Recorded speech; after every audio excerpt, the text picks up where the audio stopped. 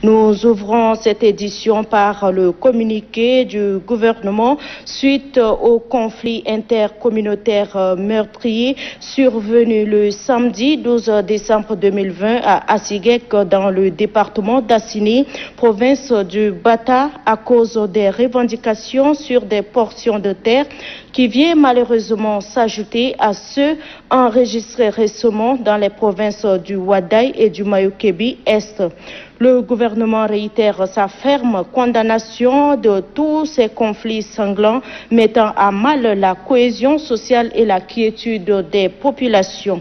Au regard de la persistance de ces conflits, le gouvernement, sur haute instruction du maréchal du Tchad Idriss Déby Itno, président de la République, chef de l'État, ordonne tous les ministres concernés ainsi que les autorités administratives, militaires et traditionnelles de tout mettre en œuvre pour ramener le calme et renforcer la sécurité sur toute l'étendue du territoire national.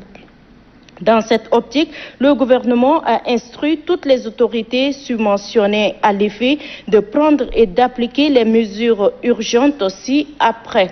Renforcer la sensibilisation et la prévention pour éviter et ou alerter très tôt les causes profondes de ces conflits. Identifier toute personne ou autorité quelconque impliquée de près ou de loin dans ces conflits et les faire traduire devant les juridictions compétentes pour répondre de leurs actes.